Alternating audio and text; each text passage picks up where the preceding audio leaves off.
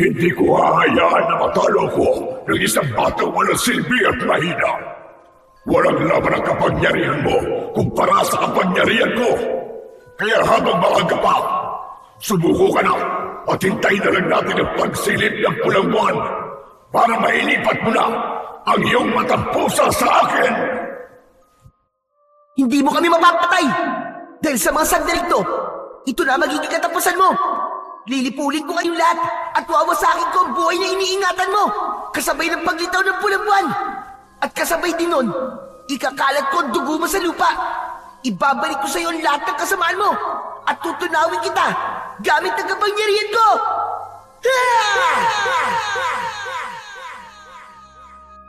Magandang araw po sa inyong lahat. Sa bawat pahina ng buhay, may kwentong nagbibigay inspirasyon. May aral na nag-iiwan ng marka. Ngayong araw, samahan niyo po kong pakinggan ang buhay ng isang batang pinagkalooban ng matampusa. Si Bugoy ay isang magbubuti at nagpakita ng pagmamahal sa mga hayop. Dito niya makikilala si Diwatang Luna na magbibigay sa kanya ng isang tungkuling tatapos sa hari ng mga aswang na taong lobo. Magtagumpay kaya siya laban sa lumalakas na puwersa ng kasamaan. Sama-sama po nating pakinggan ang pakikipagsapalaran ng batang si Bugoy. Pero bago po ang lahat mga idol, huwag po nating kalimutan mag-subscribe at i-hit ang notification bell sa aking YouTube channel na The Voice Addict at Apong Isaak para sa mas marami pang makapigil hiningang kwentong aswang at katatakutan mula sa mundo ng kababalaghan. Umpisahan na po natin ang kwento. Bote! Bote kayo riyan! Yung mga hindi na po ginagamit na mga bote na walang laman, ibenta nyo na po sa akin! Bote! Bote po kayo dyan! Apo, kahit hindi ka na magsisigaw dyan, ayos na yun. Alam naman nilang magbubuti tayo eh. Lolo Isko, mas maganda pa rin po na alam po nilang nandito tayo, di ba? Kung hindi po tayo sisigaw, malalampasan po natin ang mga taong naghihintay sa atin. Sayang din po yun. Kung sa bagay, Apo, tama ka rin naman. Ay sige na, hala, sumigaw ka na ulit. Si Lolo talaga oh. Sabi ko na sa inyo eh. Bote! Bote po kayo dyan! Yung mga walang paggagamitan na, yung mga bote po nakatabi lang at nakakalat po sa likod ng bahay, benta nyo na po sa akin para gawin nyo pong pera! Bote! Rico! Oo, daan-daan sa pagtutulak, Apo. Baka magkalasa ng mga tablat matumba ka pa. Lo, hindi pa po ba natin papaayos tong karton natin? Malapit na pong masira oh. Pati po yung kahoy na nakaharang nabubulok na rin po. Paanong hindi mabubulok yan? Panahon pa to ng lola mo. Aba, nung mga nakang nanay mo, dito pa namin siya sinakay. Kaya naman, kami na ang pakinabang nito sa akin. Parang ayoko pang mawala ang mga alaala nila. Aba, ayun o sa bandaron, may naghihintay na bata sa atin.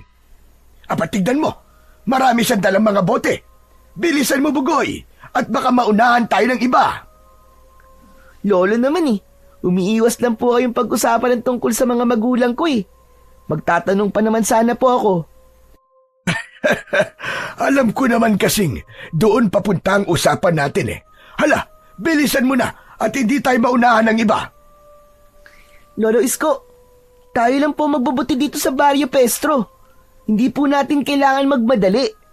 Sos! Ganito talaga kapag negosyante. Kailangan lagi nagmamadali nang natatanggap kagad ang biyaya.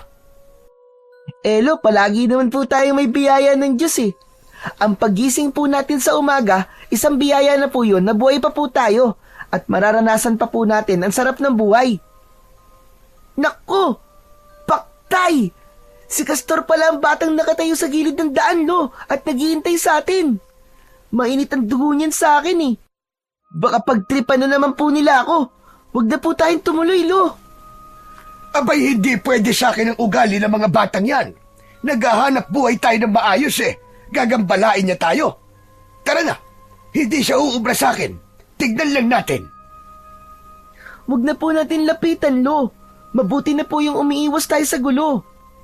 Pambihira na bata to. Natatakot ka ba sa kanya? Abay wala sa lahi natin ang umaatras sa laban. Naduduwag ka lang yate. Kapag alam mong wala kang ginagawang masama, hindi mo kailangan matakot. Saka, marangal naman tong hanap buhay natin Sayang ang mga boteng dala niya. Pandagdag din sa pambili natin ng bigas at sukal mamaya. Lolo, hindi po kaduwagan ng umiwas po sa gulo. Kayo nga po nagsabi sa akin nun, di ba? Ako baka mo? Abay, parang nakalimutan ko na yatang sinabi ko sa iyo yun. Si Lolo naman sinabi niyo po yun sa akin. Hala sige, tara na. Huwag mo na lang muna isipin yung sinabi ko. Mukha namang wala siyang gagawing masama Halika na, lapitan natin siya at sayang yan. Ang may 10 taong gulang na si Bugoy ay wala nang nagawa nang itulak ng kanyang lolo Isko ang kariton na gawa sa kahoy. Habang ang ingay ng pagtama ng gulong na gawa sa gulong ng bike ang maririnig nilang ingay habang papalapit sa batang nakatayo sa gilid ng kalsada. Bumundol ang kaba sa kanyang dibdib habang lumiliit ang espasyo nila ni Castor. Habang papalapit ay nakikita na ni Bugoy ang kakaibang ngiti sa labi ng bata. Marumi ang suot nitong damit at halatang may binabalak na namang gawin sa kanya. Kilala si Castor sa maangas at walang galang na bata, lalo na sa mga matatanda. Palibasa ay iniwan ito ng mga magulang dahil may trabaho raw ang mga ito sa Maynila. Kaya madalas na napapaaway si Bugoy sa mga kaibigan nito dahil madalas siyang tampulan ng tukso dahil lumaki raw siya sa pangangalaga ng kanyang lolo Isko, na kung tutuusin ay pareho lamang sila ng kalagayan. Para makaiwas sa gulo ay siya na lamang ang lumayo sa mga ito. Kaya lang, sa pagkakataong ito, wala na siyang nagawa para pigilan pa ang matanda. Hindi na sila makakaiwas hanggang sa makarating na sila sa kinatatayuan nito. Ilan ba ang dala mong bote, iho? Hehe, marami po at malinis na. Lolo, huwag na po natin bilhin. Hindi po talaga ako mapalagay Anong hindi mapalagay ang sinasabi mo? Hindi mo ba nakikitang nakangiti siya Palakaibigan ng ganyan na bata. Ikaw lang naman ang nag-iisip ng masama sa kanya. Abay oo naman po, Lolo Isko. Saka, maayos naman po ang pagbati ko sa inyong dalawa. Ano, bibili niyo po ba mga bote? Sayang po to. Mga bote pa naman to ng gin. Mas mahal po ito kumpara sa ibang mga bote. Habang ibinababa ni Castor ang mga bote, ay nahagip ng kanyang mga mata ang mga kaibigan nito na nagtatago sa likod ng puno. Nakasilip ang mga ito habang nakangiti. Nakatingin sa matanda. Hindi napigilan ni Bugoy si Lolo Isko dahil nahawakan na nito ang mga bote sa plastik. Kasabay ng paglapit ng mga langaw na hindi agad napapansin ng matanda dahil malabo na ang mga mata nito. Ay, akin na at bibilangin ko. Tamang-tama, magandang buena mano ito para sa unang pagpasok ng pera sa umaga. Si Bugoy naman, hindi na mapakali. Nagdududa na siya sa kakaibang ngiti ni Castor. Huli na, para mapigilan ni Bugoy ang paghawak ng matanda sa mga bote. Dahil nahawakan na nito ang nakadikit na dumi ng pusa sa katawan ng bote. Halos magkulay pula ang magkabilaang pisngi ni Lolo Isko nang maamoy ang mabahong singaw ng dumi. Galit na galit itong napatayo at hahawakan sana ang damit ni Castor. Kaya lang ay nagtatatakbo na itong papalayo sa kanila habang humahalakhak ng tawa. Lolo, dumikit na po sa kamay yung dumi ng pusa. Diyos ko, ang mga walang yan talaga. May araw din sila sa akin. Pagsisisihan nila ang ginawa nila sa inyo, Lo. Sinasabi ko na nga ba't may binabalak na naman silang masama sa atin Ay, nako. Sana pala nakinig ako sa iyo, Apo. Napakawalang kwenta naman ng batang yon. Bastos! Walang galang sa mga matatanda. makakahanap din siya ng katapat. Ano ba naman ito?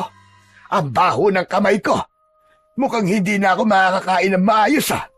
Wala pa namang malapit na gripo rito o kahit na bukal ng tubig. Lo, meron po akong alam na bukal ng tubig. Kaya lang po maglalakad pa po tayo eh. Doon po sa may kabilang kalsada, sa may malapit po doon sa puno ng santol, doon po tayo maghuhugas ng kamay.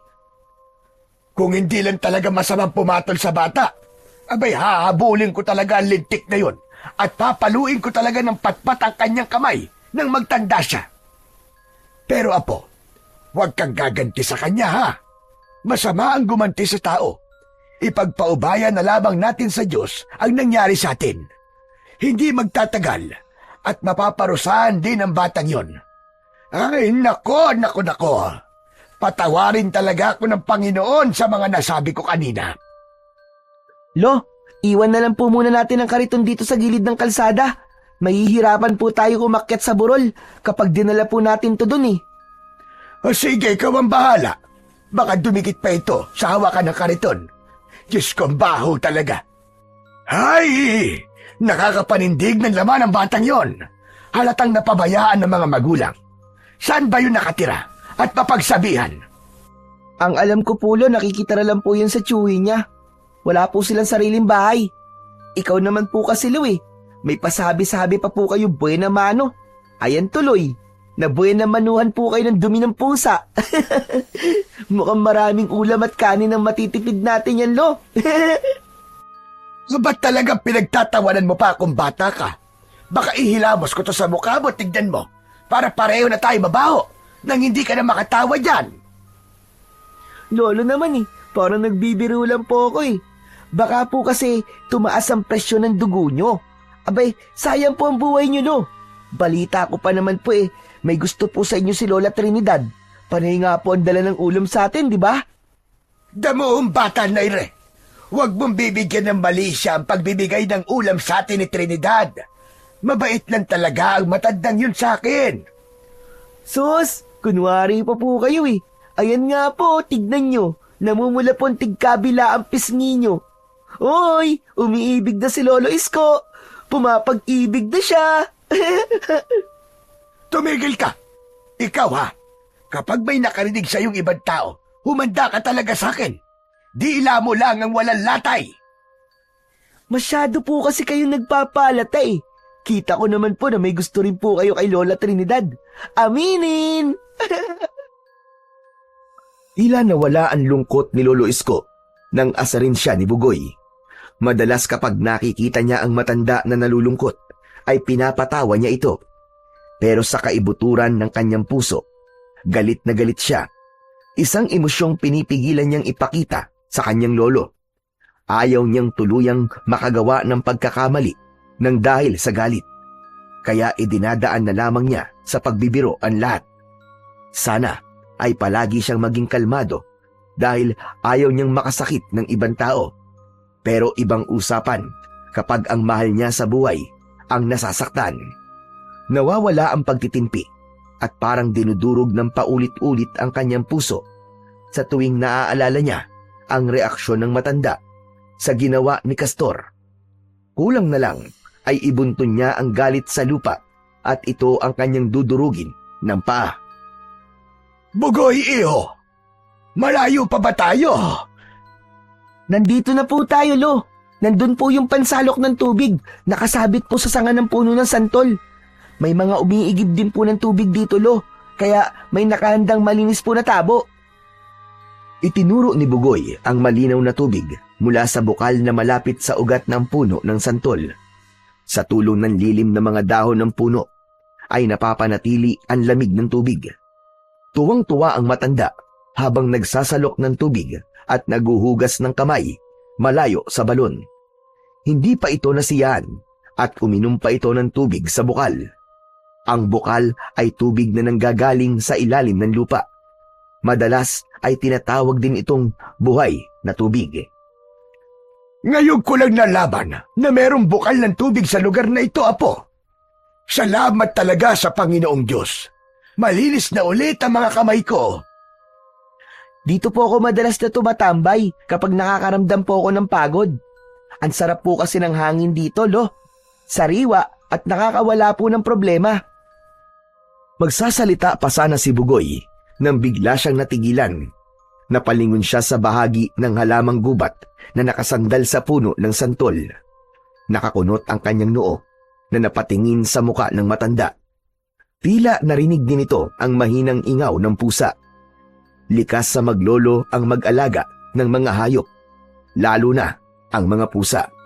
Katwiran ng dalawa ay swerte sa buhay ang mga pusa, lalo na sa trabaho at negosyo. Kamalasan naman ang dala sa buhay ng taong mananakit at papatay ng pusa.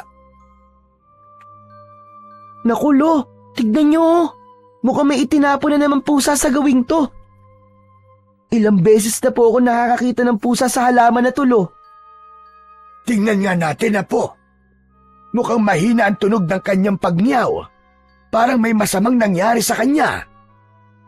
Ilang hakbang lang ang ginawa ni Bugoy para makita kagad ang pusa sa ilalim ng halamang gubat. Hinawi niya ang mga daon at nanlaki ang kanyang mga mata.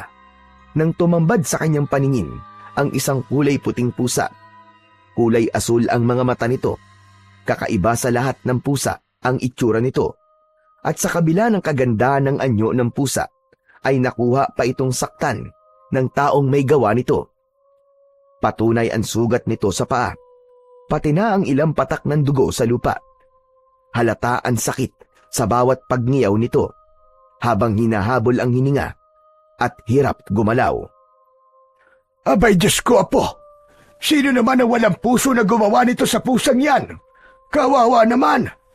Diyos ko, buhatin mo, Bugoy. Sugatan ang kanyang paa. Tumutulo pa ang dugo. Mukhang bagong tapon lang yan dito, ah. Patawarin nawa. Ano bang nangyayari sa mga tao? Ming, Ming, Ming, Ming, Ming, Ming, Ming. Ayos ka lang ba, Ming? Naku, halika nga, bubuhatin kita. Konting tiis lang, ha? Para magamot natin ang mga sugat mo. Tara, Apo, magmadali ka.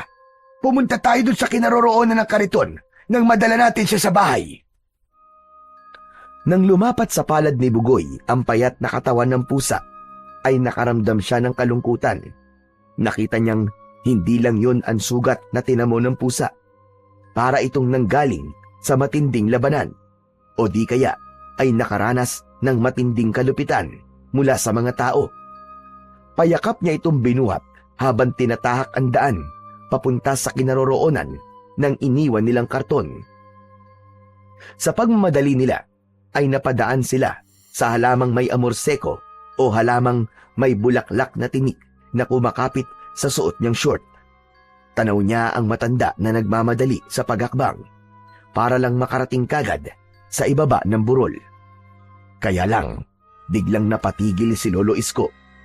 Nakita nila ang lalaking nakahandusay sa damuhan. Wala na itong buhay at wakwak ang tiyan. Hindi makagalaw sa kinatatayuan si Bugoy. Dahil yun ang unang pagkakataon na may nakita siyang patay at ang itsura nito ay karumal-dumal. Nakadilat ang mga mata nitong nakalaylay pa ang dila. Sanhi ng pinagdaanan nitong hirap sa kamay ng pumatay rito. Bakas sa muka ang matinding takot, habang ang mga mata ay nakatingin sa nakakalat nitong laman loob sa lupa. Huwag mo masyadong titignan, Apo. Mukhang pinatay siya rito ng mabangis na nilalang. Diyos ko, bakit kaya parang hinahabol tayo ng kamalasan ngayong araw na ito? Dahil sa pagtaas ng balahibo sa katawan ni Bugoy, ay napayuko siya at napayakap ng maigpit sa pusa. Saka lang niya natitigan ang mga mata ng pusa. May luha yun na nakatingin din sa bangkay. Kahit paano ay nabaling ang kanyang atensyon sa hawak niyang pusa at nawala ang takot na kanyang nararamdaman. Pabulong siyang nagdasal na sana ay maparusahan ang gumawa nun sa kaawa-awang lalaki. Lo, umalis na po tayo rito. Bakit tayo pa po mapagbintangang pumatay sa lalaking yan, eh? Hindi tayo mapagbibintangan, Apo. Dahil hindi tao may gawa nito sa kanya. Kailangan malaman ito ni Kapitan Igme. Lo, anong ibig niyo pong sabihin na hindi po tao may gawa nito? Tama ka, Apo. Hindi talaga tao. Sila ang mga elementong nagtatago sa dilim. Ang mga aswang na taon lobo. Matagal na silang naninirahan sa baryo natin. Pero ngayon lang nangyari na nag-iiwan na sila ng bakas. Tara na, magmadali tayo.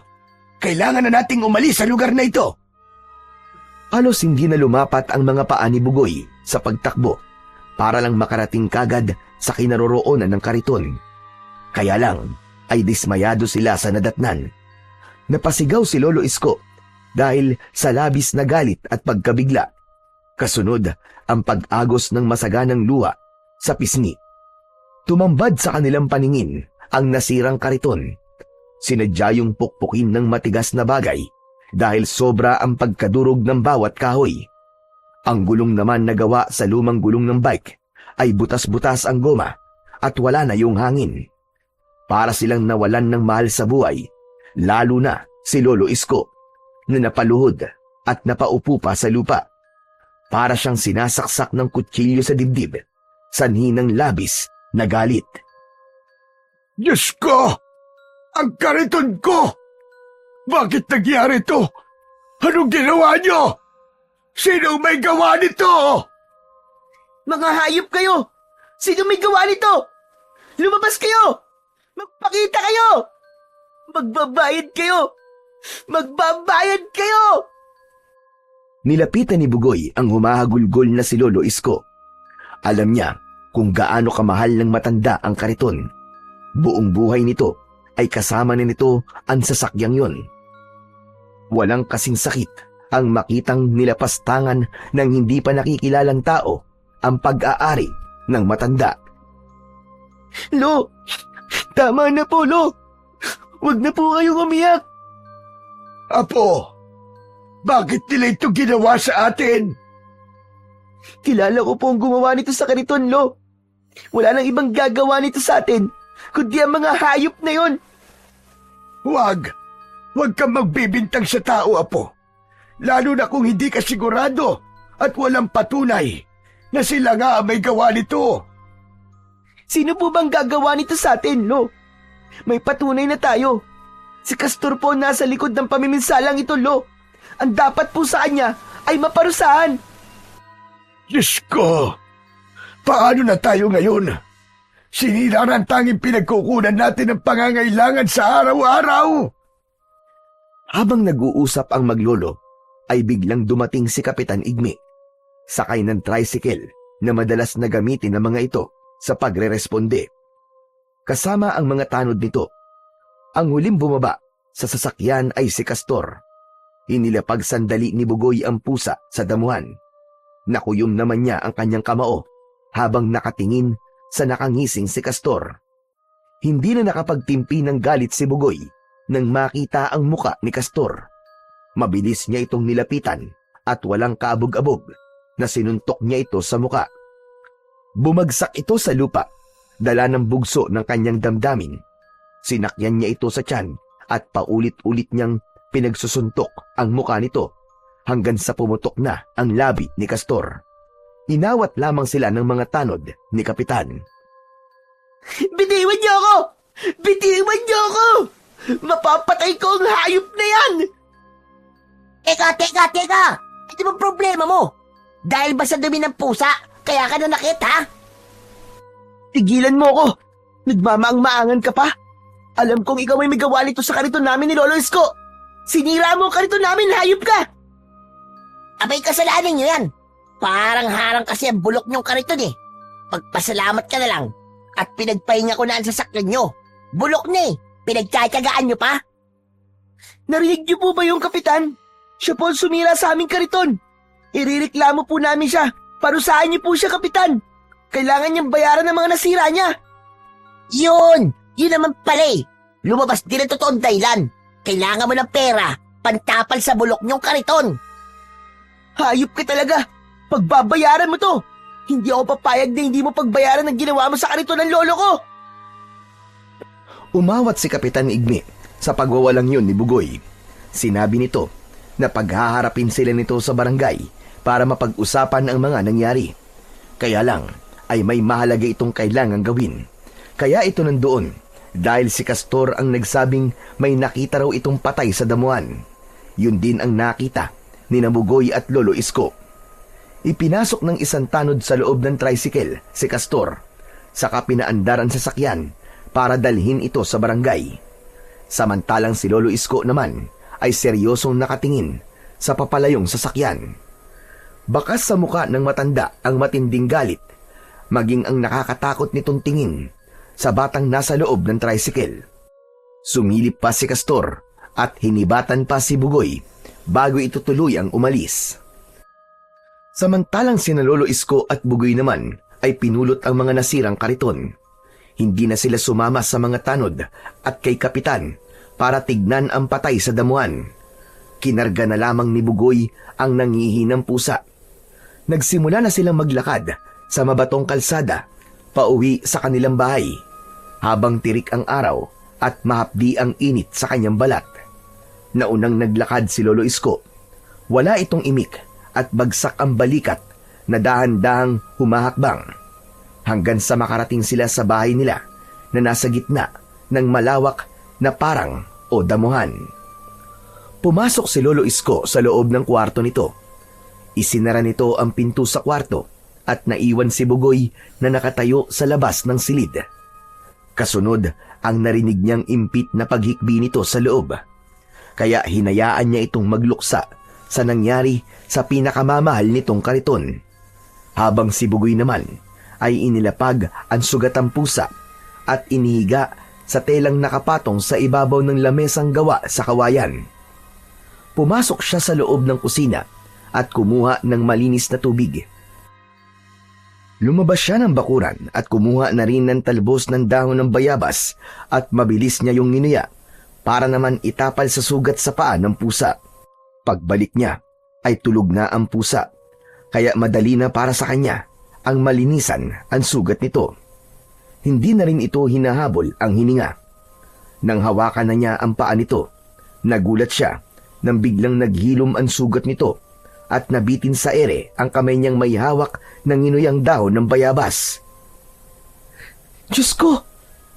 Paano nangyari yun? Dala ng pag-aalala ay napatayo siya ng mabilis at nanlalaki ang kanyang mga matang hindi inaalis ang tingin sa pusang nakahiga sa lamesa. Sinulyapan niya ang kwarto ni Lolo Isko para sana sabihin dito ang kanyang nakita. Kaya lang, alam niyang masamang-masama pa rin ang loob ng matanda. Wala na siyang nagawa kundi ang pagmasdan ng pusa. Magkakasunod na paglunok ng laway ang ginawa ni Bugoy habang hindi inaalis ang tingin sa pusa.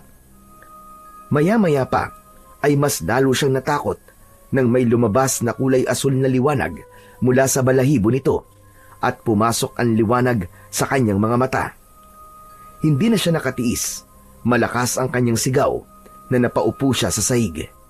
Pilit niyang kinukusot ang kanyang mga mata dahil sa takot. Lolo! Lolo, tulong! Tulungan niyo po ako, may maligno! Maligno po ang pusan to, Lolo! Halos masira ang pinto ni Lolo Isko sa lakas ng pagkakabukas ng matanda sa silid nito. Agad itong lumapit kay Bugoy na nanlalaki din ang mga matang nakatingin sa natutulog na pusa. Lolo! Lolo, maligno yan! May sa maligno po ang pusang yan! Bigla pong umilom ang mga sugat niya at nagkaroon po ng liwanag ang kanyang balahibo. At saka, para po pumasok sa mga mata ko, Lo! Ay, nako, Apo. Walang maligno. Ano ba nangyayari sa'yo, ha? Paanong magiging maligno itong pusa? Eh, tignan mo nga ang kalagayan niya. Wala siyang malay dahil sa sugat niya. Lo, hindi po ako maaaring magkamali. Nakita ko po na nagkaroon ng liwanag ang balahibo niya at pumasok pa nga po sa mga mata ko. Saka ang sugat niya po, Lo, tignan niyo po. Magaling na! Nilapitan ng matanda ang itinuturong sugat ng pusa. Subalit pati siya ay nagulat dahil naroroon na ulit ang sugat ng pusa. Walang bakas na may nagbago sa itsura nito. O ano? Baka naman namamalikmata ka lang dahil sa takot mo kanina. Hindi naman nawala ang sugat niya, Apo. Ayan no, may dugo pa nga. Gamutin mo na ang sugat niya, saka bendahan mo ng tela. Bibili lamang ako ng amoxicillin sa tindahan para mabudburan mo o malagyan ang sugat niya nang mabilis gumaling. Lo, wag niyo po akong iiwan mag-isa dito. Natatakot po ako eh. Nakita ko po talaga kanina, Lo. Nawala po talaga ang sugat niya sa paa. Nakita ko na, Bugoy. Nagkamali ka lang sa mga nakita mo. Sige na, sige na. Simulan mo ng gamutin ang sugat niya. At ako naman ay bibili muna ng gamot. Pusa lang yan, natatakot ka. Pabihirang batang ire. Talaga bang hindi po maligno ang pusang yan, Lo? Hindi nga. Kaya huwag ka nang magsisisigaw dyan.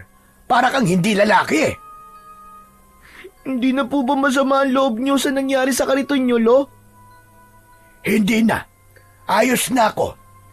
Masakit para sa akin na mawalan ng pinakamamahal na gamit. Pero kahit na anong gawin ko, ay wala na talagang pag-asa na maibalik pa ang mga nasira. Wala na tayong magagawa pa roon. Bahala na ang Diyos sa batang yon.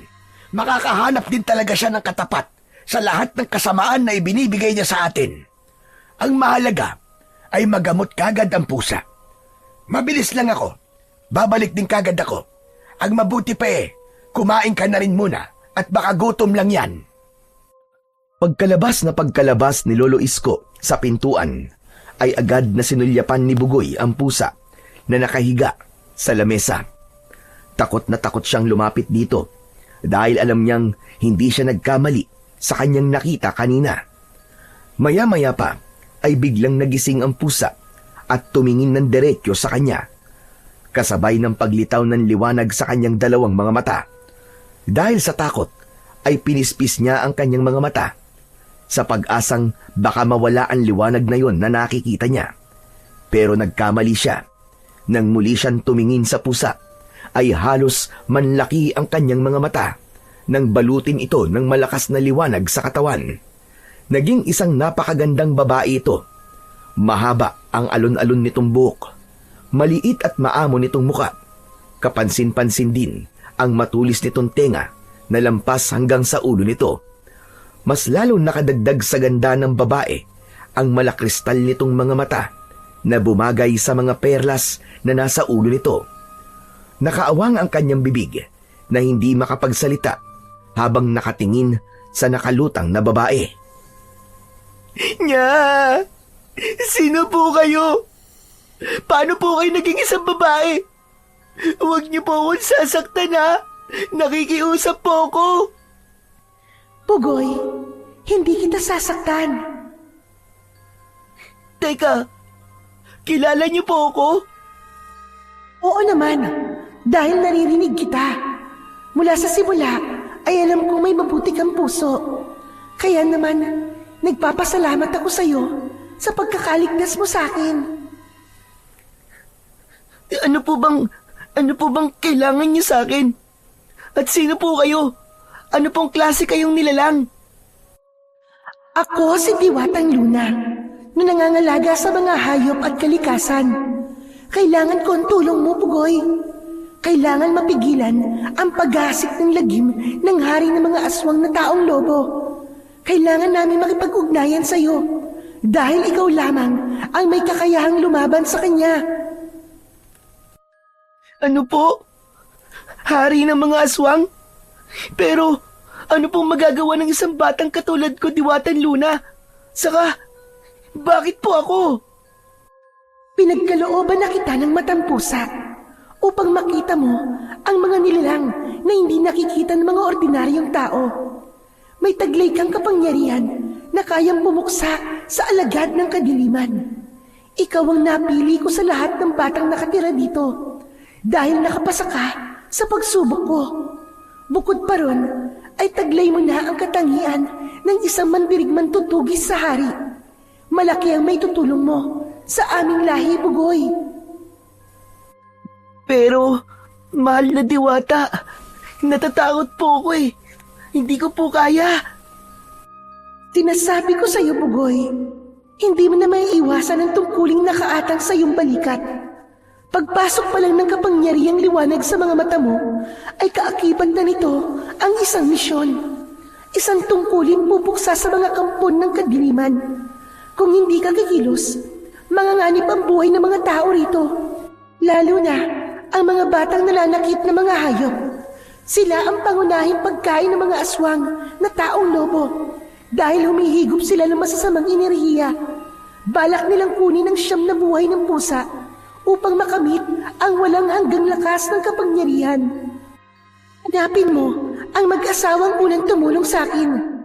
Natalo ako sa labanan at nagkaroon ng malubhang sugat sa katawan. Bihag ng hari ng taong lobo ang mag-asawang nagbigay sa akin ng pagpapahalaga. Tulungan mo akong mailigtas sila, Bugoy. Kaya po ba may sugat kayo sa paa? Oo, Bugoy. Sapagkat hindi namin sila matatalo kung ang katawan namin ay sa engkanto. Kailangan tapatan ang kanyang katawan lupa. Katulad mong may mabuting puso na lalaban sa kanyang kapangyarihan. Tutulungan ka naman ng pusa upang hindi ka mahirapan. Mag-iingat ka, Bugoy. Walang sino man ang dapat na makakaalam tungkol sa iyong kakayahan. Dahil kapag nalaman ng hari na nasa iyo ang mahalagang kapangyarihan yan, malalagay sa panganib ang buhay ng mga mahal mo sa buhay.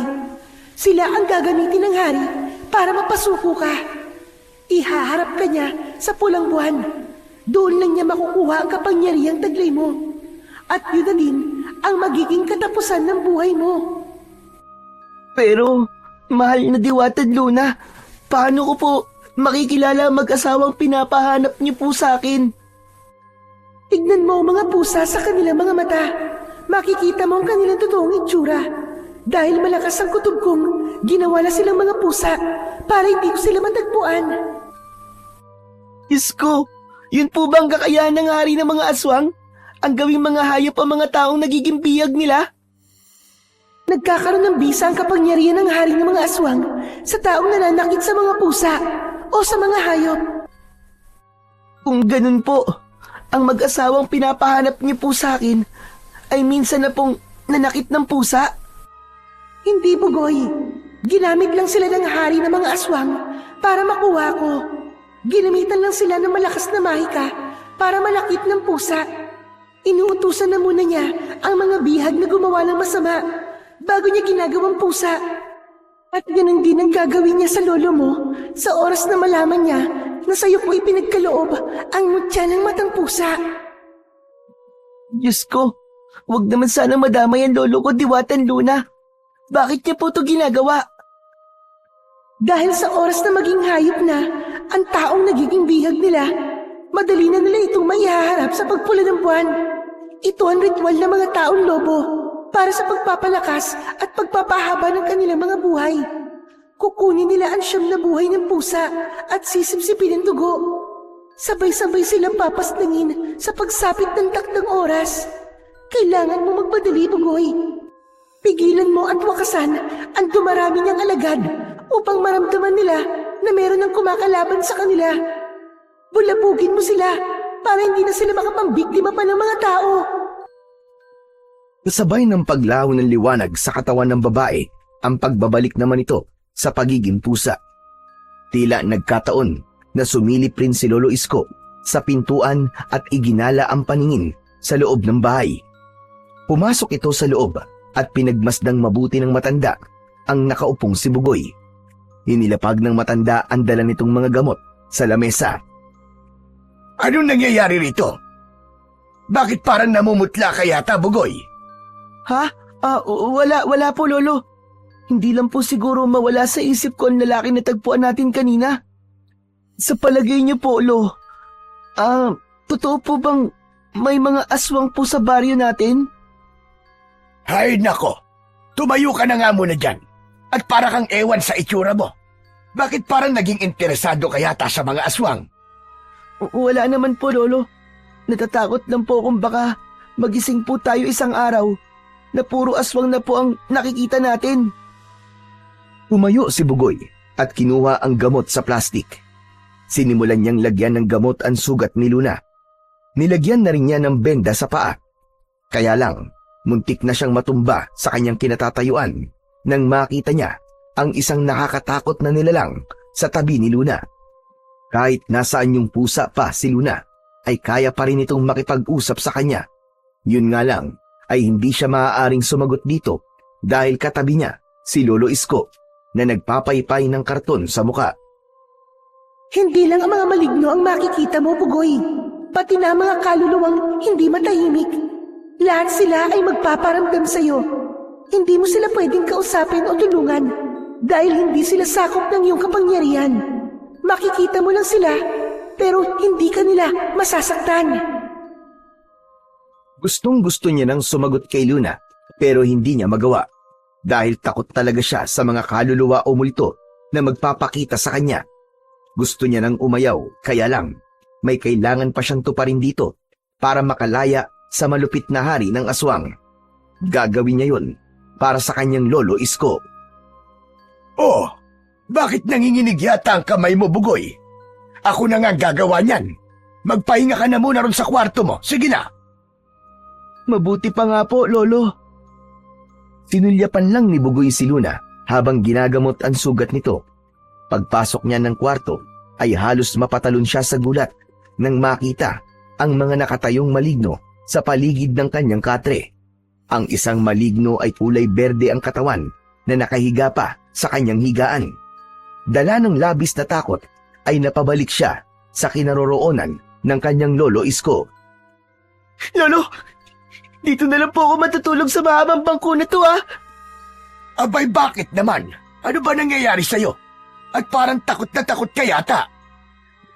Lo, mukhang hindi ko po yata kaya tumagal sa bahay na to. Tigilan mo nga ako, Bugoy. Kanina ka pa. Naalala ko pala. Nagpunta ako sa barangay at inatras ko ang reklamo natin kay Castor. Kaya hindi na yun manggugulo sa atin dahil binalaan na siya ni Kapitan Igme. Ang dapat po sa kanya ay maturuan po ng leksyon. Huwag na. Sapat nang napagalitan siya ni Kapitan Igme. Maya-maya pa ay nakarinig sila ng boses ng isang lalaking nagtatawag kay Lolo Isko. Nanggagaling yun sa labas ng kanilang bahay. Nagkatinginan sina Lolo Isko at Bugoy. Tao po! Tao po! Teka, si Damian ang tumatawag ah. Ano kaya ang sadya niya sa atin? Ako na po ang harap sa kanya, Lo. Kayo na po ang balang gumamot sa pusa. Tumayo si Bugoy at lumapit sa pintuan ng balkonahe. Nakita niya si Mang Damian na nakatayo sa harap ng kanilang bahay. Hindi niya masyadong kilala si Mang Damian dahil bihira lang itong umuwi sa kanilang baryo. Taga Maynila ang lalaki kaya nagtataka siya na bigla itong nagpunta sa bahay nila. Bakit po yon? Nandyan ba ang Lolo Isko mo? Nandito po. Bakit niyo po siya hinahanap? Ah, magpapasalamat lang sana ako dahil sa pag-urong niya ng reklamo kay Castor. Pamangking ko kasi si Castor. Narinig ni Bugoy ang yabag ng paa ni Lolo Isko na papalabas sa pintuan ng balkonahe. Narinig ng matanda ang sinabi ni Mang Damian kaya hindi na ito nakatiis. Hinarap ng matanda ang nakatayong lalaki. Pamangkin mo palang walang yang bata na yon. Hindi porket iniurong ko na ang reklamo sa kanya, ay hindi na ako galit sa ginawa niya sa kariton ko. Inalisan niya kami ng pinagkukunan ng aming pangangailangan. Sana man lang, pagsabihan mo ang pamangkin mo nang hindi nakakaperwisyo ng ibang tao. Pasensya na po. Pagsasabihan ko po siya, Lolo Isko. Kaya nga po ako nandito para bayaran po mga nasira niya. Pagdamutan niyo na po itong nakayanan ko. Paano naman po ang halaga ng kariton na sinira niya, Mang Damian? Walang katumbas na halaga ang kariton na yon. Ako na talaga ang humihingi ng pasyensya sa inyong maglolo. Wala kasi ang mga magulang ni Castor, kaya hindi siya napagsasabihan na maayos. Sige na po, tanggapin na po ninyo itong kaunting halaga na nakayanan ko. Hindi na Damian. Pagsabihan mo na lamang ang pamangkin mo. Huwag na niyang uulitin sa iba ang ginawa niya sa amin. Sige po, pasensya na po kayo ulit. Nahabol na lamang ng tingin ni Bugoy ang papalayong lalaki. Habang si Lolo Isko naman ay nag-iwan na muna ng malalim na buntong hininga bago pumasok sa loob ng bahay. Sumunod siya rito at nakita nilang wala na roon ang pusang si Luna. Lolo, si Luna ay ang pusa po, lo. Nasa na po? Aba, dito ko lang siya iniwan kanina. Baka naman umalis na. May benda naman ng sugat nun. Kaya baka bumalik na sa kanyang amo. Sige na, apo. Magpapahinga na muna ako, ha. Kapag nagutom ka, ay kumain ka na lang. Parang napagod yata ako sa araw na ito. Kahit hindi ipinakita ni Lolo Isko ang lungkot sa mga mata nito, alam ni Bugoy na masyadong dinamdam ng matanda ang nangyari sa kanyang kariton. Kaya kahit natatakot sa loob ng kwarto, ay mas pinili na lamang niyang pumasok sa silid at matulog. Nagtalokbong na lang siya ng kumot para hindi niya makita ang mga nilalang na nakatayo sa kanyang tabi, hanggang hindi niya namalayan na nakatulog na siya. Nagising si Bugoy sa pagbalandra ng bintana niya sa kwarto. Napabalikwas siya ng bangon at tumingin sa bukas saradong bintana dahil sa malakas na hangin sa labas. Madilim ang paligid at panay ang pagguhit ng kidlat sa kalangitan. Marahil ay nagising siya sa malakas din na pagdagundong ng kulog sa kanilang paligid. Luminga siya sa paligid ng kanyang kwarto at wala na roon ang mga nilalang na nakatayo sa kanyang tabi. Bumangon siya para isara ang bintana nang bigla niyang narinig ang malakas na sigaw ng lalaking humihingi ng tulong. Nagmumula yun sa kakawyan at malayo yun sa kanyang kinaroroonan. Tumalas din ang kanyang pandinig, maging ang kanyang paningin. Kaya naman, maingat at magaan ang kanyang mga paa na lumukso siya sa bintana. Mabilis ang kanyang takbo na parang lumulutang siya sa hangin. Unti-unti niyang naramdaman ang pagbalot ng malakas na liwanag sa kanyang katawan, maging ang paglitaw ng liwanag sa kanyang mga mata. Tumigil siya sa gitnang kagubatan at nakita niya ang nakahandusay na lalaki. Gumagapang ito sa lupa habang humihingi ng tulong. Manong, sino may gawa nito sa inyo? Hindi sumagot ang lalaki. Sa halip ay namimilipit ito sa sakit ng tiyan. Nagpagulong-gulong ito sa lupa habang hindi maintindihan kung ano ang hahawakan. Ramdam na ramdam ni Bugoy ang sakit sa boses ng lalaki at ganun na lamang ang panlalaki ng kanyang mga mata nang makitang bumalot sa katawan nito ang kulay itim na usok. Biglang nag-anyong kulay itim na pusa ang lalaki. Diyos ko, ito na yata ang sinasabi ni Luna. Nagsisimula na sila magasik ng lagim. Nahabol na lamang ng tingin ni Bugoy ang pusang mabilis na lumayo sa kanya. Panay ang ingaw nito na para bang humihingi ito ng tulong sa kanya. Inilinga niya ang kanyang paningin sa buong paligid. Napansin niya ang aninong nakatayo sa unahan ng kanyang daan. Nilapitan niya ito ng dahan-dahan habang hindi inaalis ang tingin sa aninong hindi kumikilos sa pagkakatayo. Sino ka? Anong ginagawa mo dito sa gubat? Hindi mo ba alam na delikadong manatili rito? Hindi sumagot ang aninong nakatayo sa kanyang unahang daan, hanggang sa bigla na lang itong umalulong na parang asong gubat. Nanlaki ang kanyang mga mata nang bigla itong tumakbo papalapit sa kanya. Pasugod itong umatake sa kanya at nagulat siya sa itsura ng halimaw. Isa itong taon lobo na may nakakatakot na anyo. Lumitaw ang malalagari nitong mga ngipin na may kasamang malapot na laway. Lumundag itong pakagat sa kanyang leeg. Subalit naiwasan niya ang una nitong pag-atake. Hinawakan niya ang leeg nito at inihagis niya sa damuhan. Bumagsak ito habang umaangil na parang asong nasasaktan. Magkakasunod ito na umalulong na parabang nagtatawag pa ng kasamaan. Saka muling sumugod sa kanyang kinaroroonan. Sinalubong niya ang kamay nitong nakahaya ng suntok sa kanya. Gamit din ang sarili niyang kamao. Ubod lakas niyang kinontra ang kamao nito, sabay talon na mataas. Pumatak siya sa likod ng taong lobo at magkakasunod niyang sinuntok ang likod nito. Pasadsad itong bumagsak sa lupa habang umaangil na parabang asong nasasaktan. Nakita niya ang kulay itim nitong balahibo sa katawan na biglang nagkaroon ng hugis bilog na liwanag. Lumitaw si Luna sa kanyang tabi at ipinaliwanag nito kung ano ang ibig sabihin ng bilog na liwanag. Makinig ka, Bugoy. Ang nakikita mong liwanag sa kanyang tagiliran ay ang kahinaan ng kanyang katawan. Puntiryahin mo ang bilog na nakikita mo at mapapatay mo siya. Sa pagbukas ng iyong mga kamay ay biglang lilitaw ang malaapoy na latigo na papatay sa mga nilalang na magtatangka sa buhay mo. Saka muling naglaho sa kanyang paningin. Ibinuka nga ni Bugoy ang kanyang kamay at nagulat siya sa nakita niyang liwanag sa kanyang palad. Dahil nagkaroon ngayon ng nagliliwanag na latigo. Nababalutan yun ng apoy, kaya yun mismo ang inihagupit niya sa tagiliran ng aswang. Isang atake lang ng latigo ang ginawa niya at tuluyan na itong nalusaw sa kanyang harapan.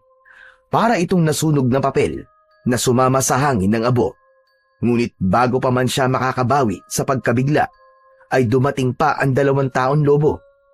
Isang kulay puti na may kulay itim na balahibo sa noo at isang kulay itim na taong lobo ang nakatayo sa kanyang harapan. Umaangil ang mga ito na nakadipa pa ang mga braso. Ito marahil ang tinawag ng napatay niyang aswang. Ipinakita niya ang paghagupit ng kanyang latigo sa lupa, subalit hindi natinag ang mga ito. Malakas ang mga itong umangil at magkasabay na sumugod sa kanya. Isang mataas na pagtalon ang ginawa niya, kaya naiwasan niya ang pagdakip ng mga halimaw sa kanya. Pinitik niya ng latigo ang likod ng kulay puting taong lobo at pasadsad itong bumagsak sa lupa. Bumagsak sa lupa si Bugoy habang nakabuka ang kanyang mga binti. Hinarap naman niya ang kulay itim na taong lobo at sunod-sunod niyang pinagpapapalo ang katawan nito nang umaapoy niyang latigo. Halos mabingi si Bugoy sa lakas ng atungal ng mga taong lobo dahil sa sakit at pagkapaso ng katawan nito mula sa umaapoy niyang latigo. Nilapitan niya ang mga ito at sunod-sunod na pinagsususuntok sa tiyan kung saan pinuntirya naman niya ang kahinaan nito. Sumuka ng dugo ang mga ito hanggang sa magkikikisay ang katawan at nalagutan ng hininga. Grabe! Hindi ako makapaniwalang natalo ko sila! Diwatang Luna! Nasaan ka? Magpakita ka po sa akin! Pero hindi nagpakita si Luna sa kanya, kaya alam niyang wala ng banta ng panganib sa paligid. Hinanap niya ang pusang nakita kanina para iuwi sa kanilang bahay. Walang kaalam-alam si Bugoy na ang kanyang anyo ay nagbago na rin. Kahawig na siya ng pusa, kaya kahit sino ang makakita sa kanya ay hindi na siya makikilala. Pero agaw pansin ang malakas na liwanag sa mata niya na sa palagay niya ay kahawig din ng mga mata ng isang ordinaryong pusa. Bumalik siya sa kanilang bahay dahil hindi niya na nakita ang pusang nakataka sa kanya. Nag-alala siyang baka sa mga sandaling yun ay nagtataka na ito sa naging pagbabago sa anyo nito. Sa bintana ulit siya dumaan.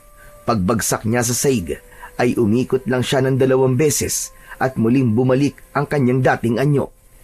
Nangihinang napaupo siya sa gilid ng katre habang pinagmamasdan ang kanyang mga kamay. Muling lumitaw sa kanyang harapan ang diwatang si Luna. Mag-iingat ka sa mga ikinikilos mo, Bugoy. Hindi nila dapat malaman kung sino ka.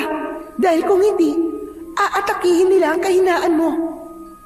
Ibinalik ko na rin sa dati ang nasira niyong kariton.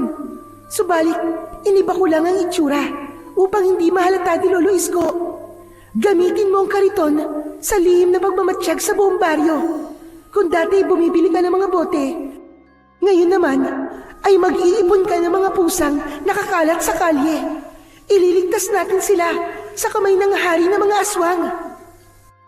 Teka, ano pong ibig niyo sabihin, Diwatan Luna? Hahanapin ko po mga taong ginawang pusa ng hari ng mga aswang? Ganun na nga, Bugoy. Kailangan maunahan natin si Haring Bagubo. Nasa panganib ang mga tao sa oras na makasama ang mga pusa sa ritual. Magiging halimaw sila at papatay ng mga tao para sila ay mabuhay o di naman kaya ay tuluyan na silang mamamatay. Dalhin mo rito ang mga pusang makukuha mo. May proteksyon ng kariton at sa oras na mailagay mo na ang mga pusa sa loob ng kariton, hindi sila makikita ng mga aswang na naghahanap din sa kanila. Ang mahirap pa nito, hindi halos nararamdaman ng kapangyarihan mo ang presensya ng hari kapag nasaan yung tao ito. Kaya mag-iingat ka, Bugoy, dahil baka nakakasalamuha mo na siya, ngunit hindi mo pa alam. Sabay na napalingon sina Luna at Bugoy sa pagbubukas ng pinto ng silid niya. Iniluwanon ang kanyang lolo Isko na nagkukusot pa ng mga mata. Saka tinignan kung sino pa ang kasama niya sa loob ng kwarto. Sino ba ang kausap mo, Bugoy? Ano ba ang pusa na sinasabi mo? Kanina pa ako nagtataka sa mga naririnig ko sa'yo. Wala po, Lo. May nakita po kasi akong pusa sa loob ng silid ko. Pinaalis ko lang po. Hala, sige, matulog ka na. At masyado ng malalim ang gabi. Bukas ay maaga pa tayong aalis para maghanap ng pwede nating mapagkakitaan. Hindi na sinabi ni Bugoy na meron na silang kariton na magagamit. Hahayaan na lamang niyang makita ng matanda na meron na itong kariton sa labas ng kanilang bahay. Nang lumabas sa kanyang silid si Lolo Isko, ay sakalang nakaramdam ng antok si Bugoy. Dahil sa naganap na pakikipaglaban ni Bugoy sa mga kampon ng kadiliman, ay mabilis siyang nakatulog nang dahil sa pagod. Kinabukasan ay malalakas na pagsigaw ang narinig ni Bugoy mula sa labas ng kanilang bahay. Kaya alam na niyang nakita na nito ang kariton na sinasabi ni Luna kagabi. Ang hindi alam ng matanda na simula na rin yun ng pagkilos niya sa pagliligtas sa mga pusang biyag ni Haring Bagubo. Mabilis siyang napabalikwas ng bangon at nagmamadaling nagtungo sa labas ng kanilang tahanan. Nakita niya ron si Lolo Isko na halos maluwa sa sobrang saya habang hawak ang kapirasong papel. Nakaparada yon sa labas ng kanilang bakuran. Naluluwa ang mga mata nitong tumingin sa kanya. Diyos ko, Bugoy! May taong tumulong sa atin! Ipinagawa niya ang ating kariton! Ito'y sulat kamay ng may busilak na pusong nag-iwan ng kariton dito! Dahil po yan sa kabutihang loob po nyo, Lolo. Kaya po kayo binibigyan ng biyaya ng Diyos. Diyos ko! Marami pong salamat talaga! Salamat, Panginoon! Nako, sabik na akong itulak-tulak ulit itong kariton ko! Hindi talaga maitago ang tuwa sa mga mata ni Lolo Isko habang hinahaplos ang bawat kanto ng kariton. Akma na sanang aalis ito para masubukan ng kariton, ay pinigilan niya ito. Lolo, sandali lang po. Ako na lang po muna magtatrabaho. Dumito na po muna kayo sa bahay. Ako po muna mamimili ng bote. Ayoko po munang magtrabaho kayo ngayong araw. Para na rin po ito sa kalusugan nyo, Lo. Abay, bakit naman na po? Biglang-bigla naman yata ang pagpigil mo sa akin. Gusto ko pa naman sanang subukan kagad ng kariton natin. Lo, ayoko na pong maulit ang nangyari sa atin sa daan habang naglalakad tayo. Mas lalo naman akong manghihina kung dito lang ako sa bahay. Para namang sumang-ayon kay Bugoy ang pagkakataon at biglang nahilo ang matanda. Napaupo ito sa unang baitang ng kanilang hagdan ng balkonahe. Oo, Lo. Nakita nyo na? Bigla po kayong nahilo. Lo, sige na po. Magpahinga na po muna kayo. Ako na pong bahalang mamili muna ng mga bote. Pambihira na yan. Sobra kasi ako natuwa siguro, Apo. Akala ko ay hindi na makakabalik ang kariton ko. Kahit bago na ang gulong at kahoy nito, ang mahalaga, kagaya pa rin siya nung nasira akong kariton. Hindi na bago ang estilo. Kaya lang, sino naman kaya ang taong nagmagandang loob na nagpagawa ng kariton para sa atin? Hindi kaya si Damian? Naku, Lo, imposible po yun. Nakita niyo po ba yung inaabot niyang bayad kahapon? Aba, 100 piso. Talagang para yatang nang-iinsulto po sa atin eh. Saka malay niyo po, kung ang tumulong po sa atin, ayaw magpakilala kaya idinaan na lang po niya sa sulat. Ang mahalaga po, Lo, magpasalamat po tayo sa Diyos sa biyayang ibinigay niya po sa atin. Tama ka, Apo. Marami ang tumutulong sa kapwa na ipinapaalam pa sa lahat ang kanyang ginagawa. Samantalang ang taong tumulong sa atin ay ayaw magpakilala, ni ayaw tumanggap ng pasasalamat mula sa atin. Yun ang tunay na pagtulong, Apo. Walang hinihintay na kapalit at hindi kailangan ipaalam sa iba ang nagawa niyang tulong sa atin. O paano Lo, kung ganun po ayos na po kayo. Ako na po munang mag-isang maglalakad para sa ilang araw po nating pagpapahinga sa pamimili ng mga bote. Iwasan mo lang, Apo, si Castor, ha? Hanggat kaya mong umiwas, gawin mo para wala ng gulo. Tango na lamang ang itinugon ni Bugoy sa kanyang lolo Isko. Pagkatapos niyang magbihis at kumain ng almusal, ay nagsimula na siyang maglakad sa mabatong kalsada. Maririnig ang tunog ng gulong na tumatama sa mga bato, pati na ang ingay ng ilang mga kabataan na naglalaro sa harapan ng bahay ng mga ito. Ilang minuto siyang nagtutulak ng kanyang kariton at sinadya niyang hindi magtawag ng mga batang magbebenta sa kanya ng mga bote. Malikot ang kanyang mga matang hinahanap ang mga pusang makikita niyang gumagala sa kalsada. Kahit hindi masyadong dikit-dikit ang mga bahay, ay nahihirapan pa rin siyang makita ang mga pusang may taglay na kulay asul na mga mata. Yun ang palatandaan na ito ay isang dating tao. Hanggang sa nakakita siya ng dalawang kulay itim na pusa na mayroong nagbabantay na maligno. Siya lang ang nakakakita sa mga ito, kaya na lamang niyang yun na ang ilan sa mga pusang nabiyag ni Haring Bagubo. Kapag sumapit ang pulang buwan, ay mawawala ang mga ito sa sarili at kusang pupunta sa lugar na pagdadausan ng pagriritwalan para sa pagsasagawa nito ng pagpatay sa mga biyag. Tinitigan niya ang mga ito. Kusang lumapit ang dalawang pusa at sumampa sa kanyang kariton. Nagkaroon ng liwanag ang bawat gilid ng kariton, indikasyong may bumalot na rito na proteksyon para hindi ito mapansin ng mga alagad ng hari ng aswang. Maya-maya pa ay natanaw niya ang grupo ni Castor kasama ang 4 nitong mga kasama. Pinagtutulungan ng mga itong pahirapan ang dalawang pusa na nagpupumiglas dahil sa takot. Nilapitan niya ang mga ito at napansin niya kagad ang mga kalmot sa kuko sa braso ng batang si Castor habang pinagtatawanan ang mga pusang hawak nito. Aba, aba! Talagang siniswerte tayo ngayong araw na to, ah. Tingnan mo nga naman kung sino ang dumating. Abat, nakabili na pala kayo ng bagong kariton, ha? Kanino galing ang perang ipinambili nyo dyan, ha? Kay Tito Damian ba? Ayoko ng gulo, kaya umalis na kayo sa harapan ko. Ang kailangan ko yung pusang hawak nyo. Pati ang walang kamuang-muang na mga pusa, pinahihirapan nyo. Talagang sagad na sa buto ang kasamaan nyo. O bakit pati ang paglalaro namin sa mga pusa ay pinakikialaman mo, ha? Gusto mo ba't tamaan? Huwag niyo akong subukan, Castor. Hindi ko pa nakakalimutan ang ginawa niyo sa lolo ko at sa karito namin. Kaya nakikiusap ako. Huwag niyo akong piliting lumaban sa inyo dahil hindi niyo magugustuhan ang gagawin ko sa inyo. Aba, mga tol, narinig niyo ba yun? Pumapalag na tong duwag na to, ah. Sa tulong ng udyok ng ibang kasama ni Castor, inutusan ng mga ito si Castor na suntukin sa muka si Bugoy.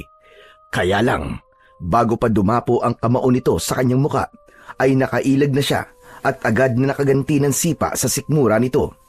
Hindi ito natinag at pinispisan lang ang damit na narumihan mula sa suot niyang tsinelas. Umugong ang tawanan ng may tonong pangaasar, kaya hindi natanggap ni Castor ang ginawang pamamahiya rito ni Bugoy. Umatake ulit ito ng magkakasunod na suntok sa kanya, subalit mabilis pa rin niya yung naiiwasan. Isang simpleng tapik ang ginawa nito sa kamay niya at dire-diretso itong napasubsob sa lubak sa kalsadang may konting tubig. Sumubsob ang mukha nito sa lubak at hindi kagad nakabangon. Kaya naman, sumugod na rin ang iba pa nitong mga kasama at pinagtulungan siya ng mga ito na suntukin. Ngunit katulad ng nangyari kay Castor, isa-isa rin bumagsak ang mga ito sa lubak na binagsakan ni Castor. Sa kanya ito nilapitan. Magpasalamat kayo at wala akong balak na tuluyan kayong saktan. Dahil nangako ko kay Lolo, naiiwas ako sa gulo. Kaya lang ay hindi yun nangyari. Kaya sa susunod na magkikita tayo, hindi lang yan ang aabutin nyo sa akin. Hayop ka, Bugoy. May araw ka rin sa amin. Naunahan mo lang ako, eh. Pagsisisihan mo ang ginawa mo. Gaganti talaga ako sa'yo. Hihintayin kita, Castor. Hindi ako natatakot sa banta mo. Isang nakakalokong ngiti ang sumilay sa labi ni Bugoy habang pinagmamasdan ang nabasang mga damit ng mga ito. Sa isip niya ay naiganti na niya si Lolo Isko. Alam niyang masama ang ginawa niya, kaya lang ay ipinagtanggol lamang niya ang kanyang sarili. Sa kanya tinitigan ang 2 pusa na hindi umaalis sa lugar kung saan ito ibinaba ng mga kaibigan ni Castor. Dinampot niya ang mga ito habang panay ang ngiyaw at inilagay sa loob ng kariton. Nilisan niya ang lugar na yon, naiwan si Castor at ang kaibigan nito na nakahiga pa rin sa kalsada. Nahabol lamang siya ng tingin ng mga ito.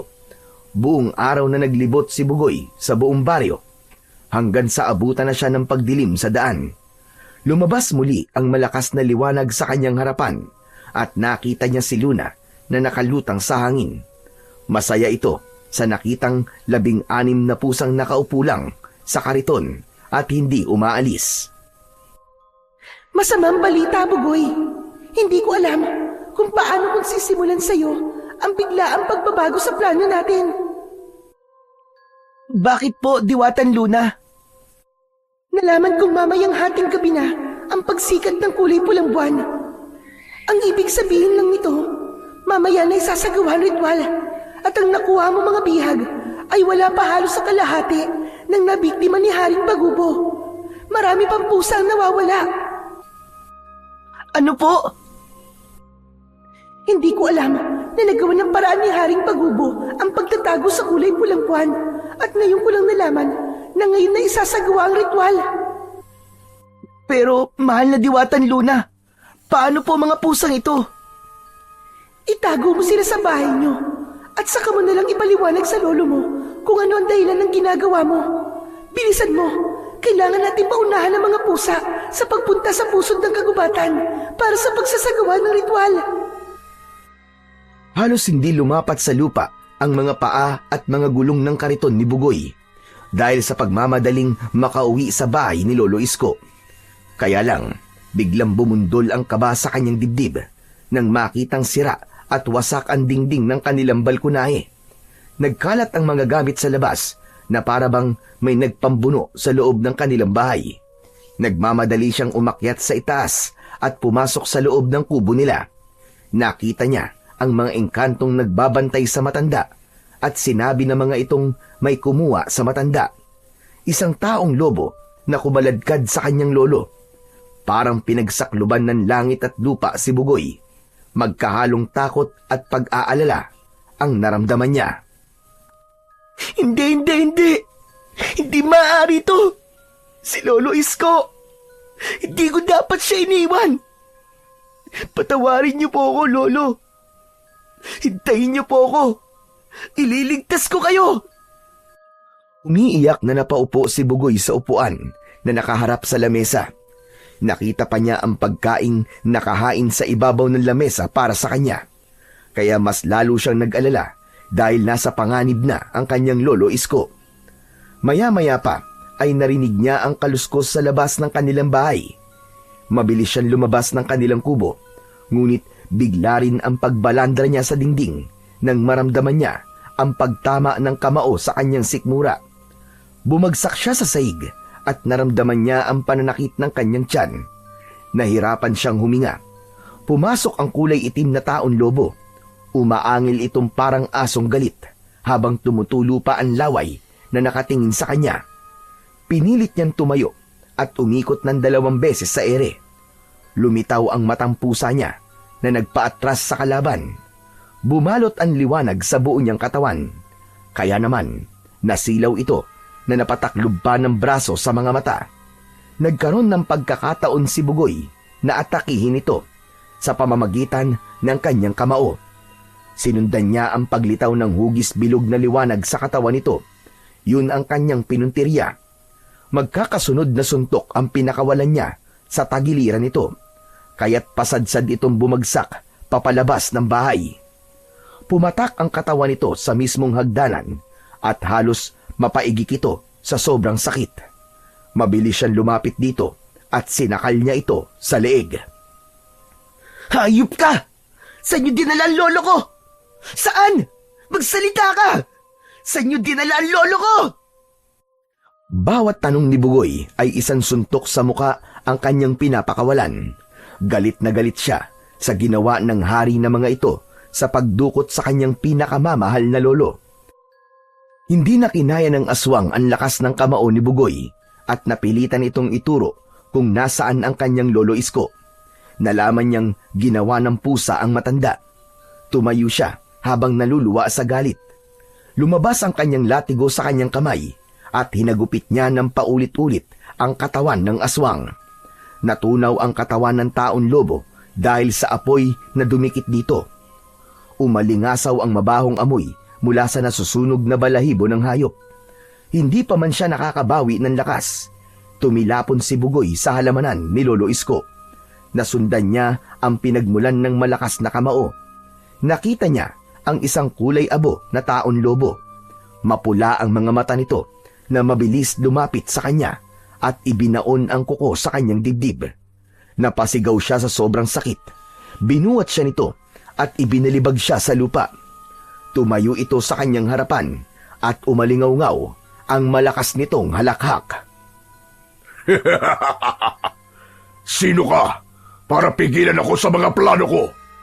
Alam ko ang ginagawa niyo ni Luna. Alam kong nakuha mo na ang iba pang mga pusa.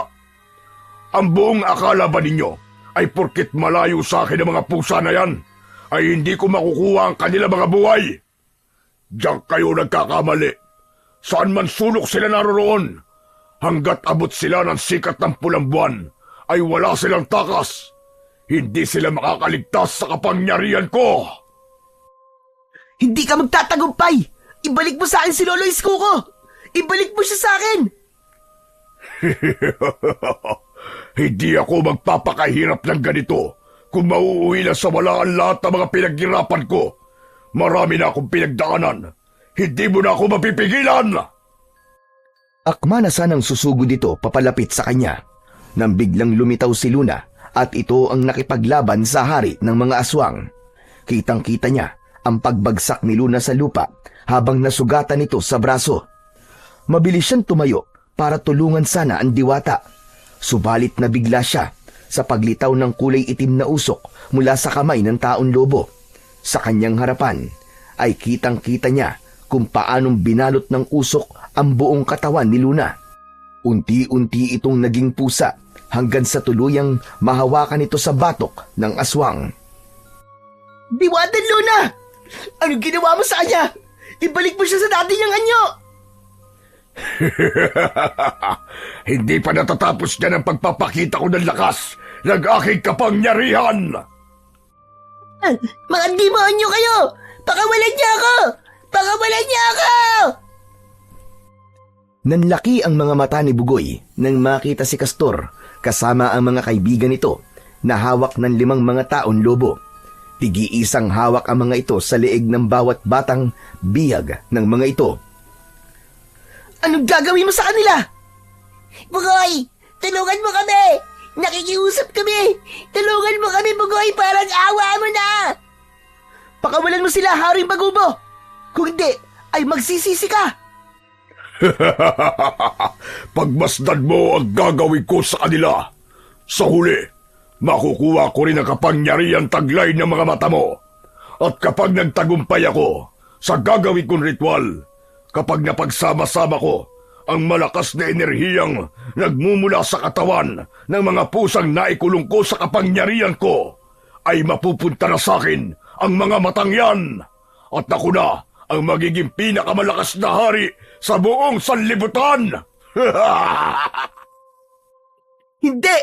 Hindi mangyayari yun! Pakawalan mo sila! Iniangat ng aswang ang kamay nito at lumitaw ang kulay itim na usok.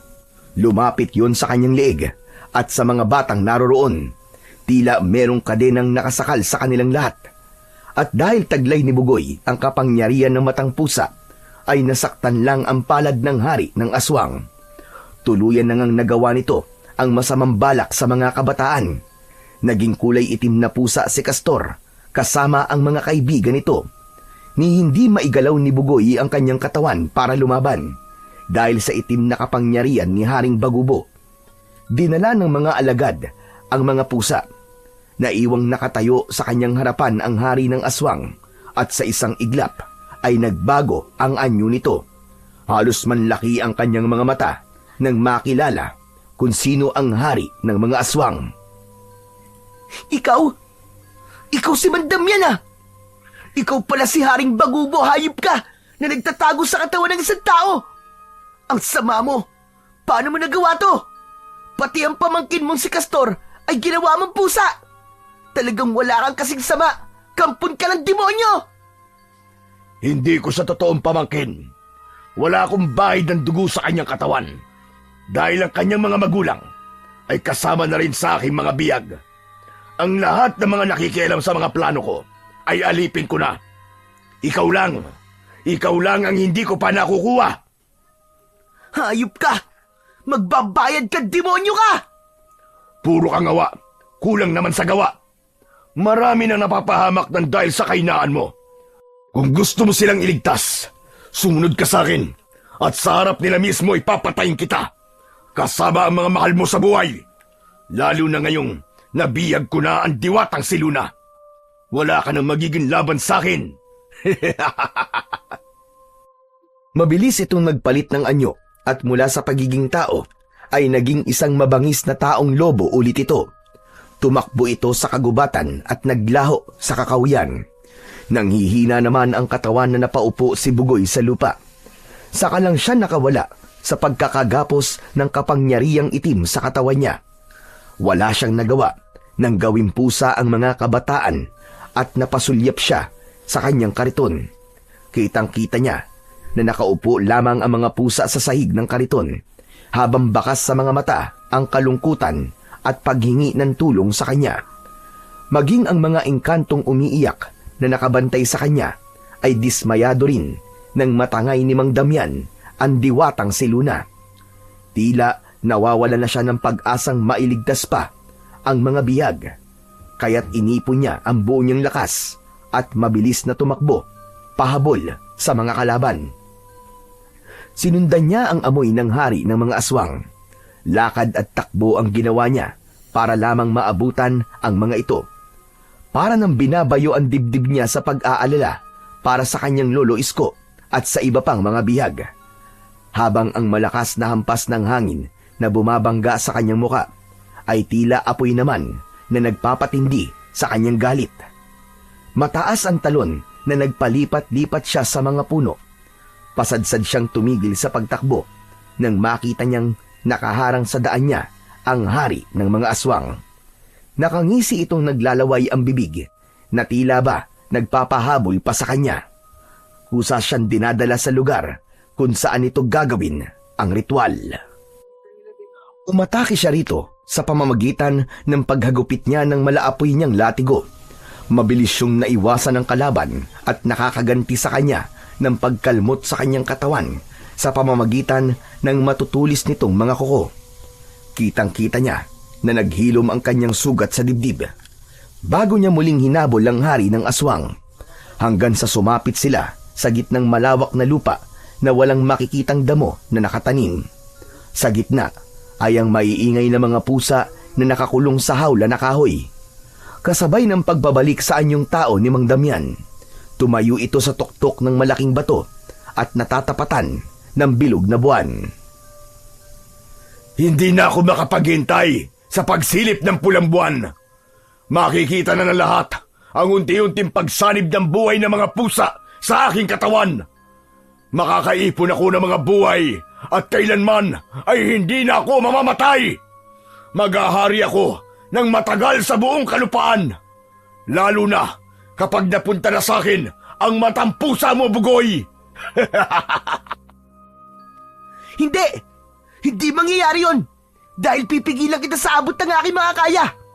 Tutunawin ko ang iyong katawan hanggang sa mawalan ka ng silbi! Ibabalik kita sa impyernong demonyo ka! Kasama ang mga alagad mong kampo ng kadiliman!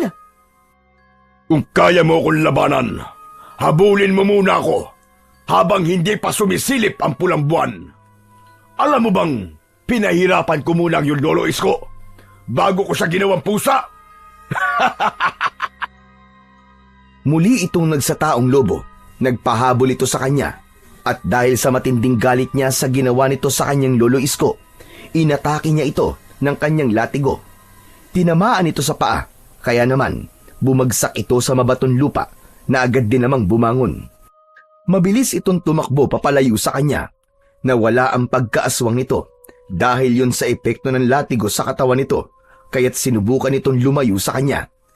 Talagang hindi siya nito tinitigilan. Nagpaikot-ikot sila sa kagubatan.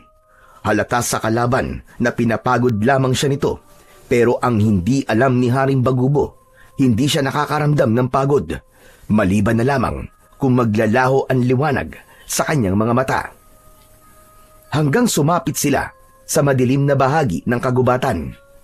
Tanging ang mga naglilingas lang nilang mga mata ang nag-uusap sa mga sandaling yun. Ibinato ni Mang Damian ang kulay itim nitong mutya sa gitna ng kanilang paglalaban, habang nakatungtong ito sa magaspang at mataas na bato na parang hinihintay siya nitong dumating. Isang hamon yun ng pakikipagduelo sa harap ng mga biyag.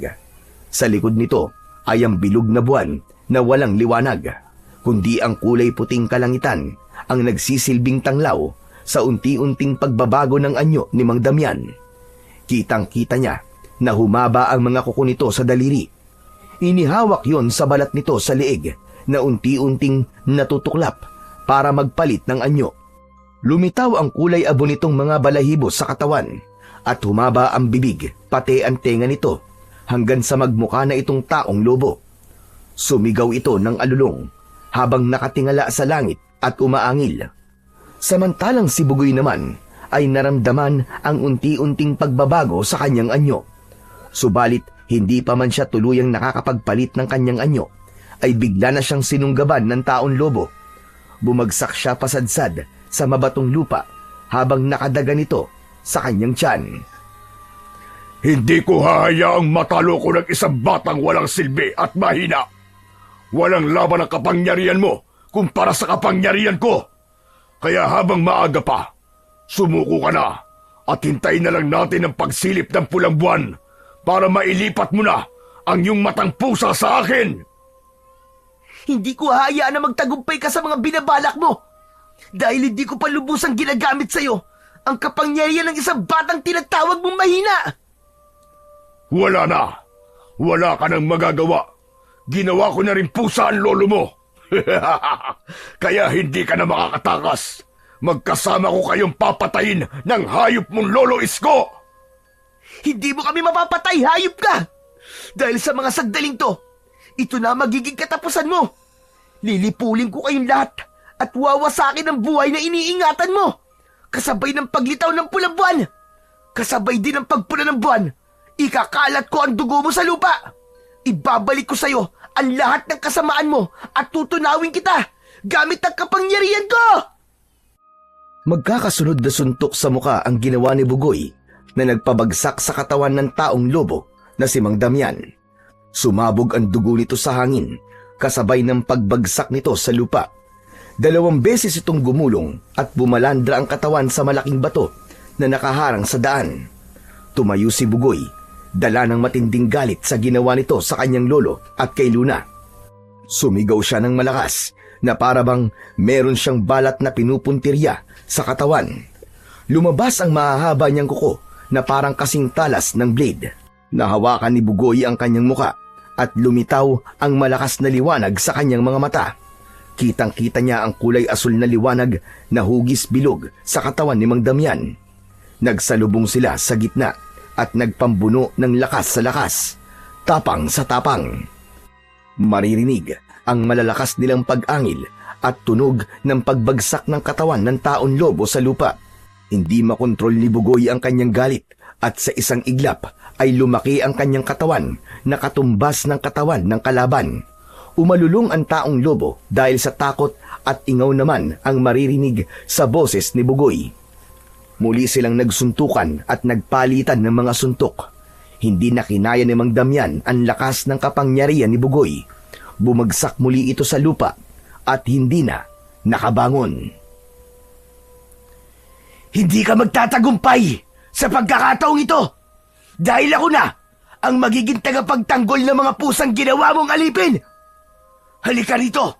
Ipapakita ko sa mga alagad mo kung paano kong wawasakin ang katawan ng kanilang hari! Huwag kang magmalaki na kaya mong gawin ito sa akin dahil duwag ka at kahit nagtatago ka sa kapangyarihan taglay ng mata ng pusa ay wala ka pa ring binatbat kumpara sa akin. Mas lalo lamang nitong ginalit si Bugoy kaya naman hinawakan niya ito sa kamay at pasadsad sa lupa na hinila niya ito at ipinagbalibagan sa bawat kanto ng mga batong madadaanan nila. Dinampot niya ang kulay itim na mutya na inihagis nito kanina at itinapon yun sa malayo. Sa kanya kinalmot ito ng kanyang kuko sa dibdib, sa muka at sa katawan. Maging ang kanyang kuko ay nabalutan din ng liwanag. Nag-iiwan yun ng malalalim na sugat na hindi kayang pagalingin ng kapangyarihan ng hari ng mga aswang. Hanggang sa para na itong naging isang lantang gulay. Sa kanya inatake ng suntok ang tagiliran nito kung saan ay naroon ang kahinaan nito. Kasunod ng pagbagsak sa lupa ni Mang Damian, ang paglitaw naman ng kanyang latigo sa kanyang mga kamay. Hinagupit niya ito ng paulit-ulit hanggang sa matunaw ang buo nitong katawan. Sumama ang nagbabaga nitong katawan sa hangin at sumabog sa ere hanggang sa tuluyang nawasak at naglaho sa kawalan. Nanghihinang bumagsak sa lupa ang batang si Bugoy. Muling bumalik ang dati niyang anyo. Isang batang may maamong muka. Isang batang hindi masaya sa nakamit niyang tagumpay dahil maraming mga buhay ang nagsakripisyo para sa labanan nilang yon ni Mang Damian. Mula sa kulungan na gawa sa kahoy ay nagbalik sa dating anyo ang lahat ng mga pusang nakakulong roon, pati na ang mga alagad ni Mang Damian na biktima lang ng pangahawa ng kapangyarihan ng hari ng mga aswang. Apo ko! Diyos ko, maraming salamat! Nagtagumpay ka, Apo! Nailigtas mo kaming lahat! Maraming salamat, Bugoy. Napalaya mo mga bihag. Natalo mo si Haring Pagubo. Kasama ko na rin ang mag-asawang unang nag-alaga sa akin. Hindi ko alam kung paano mong tatanggapin ang mga natuklasan ko.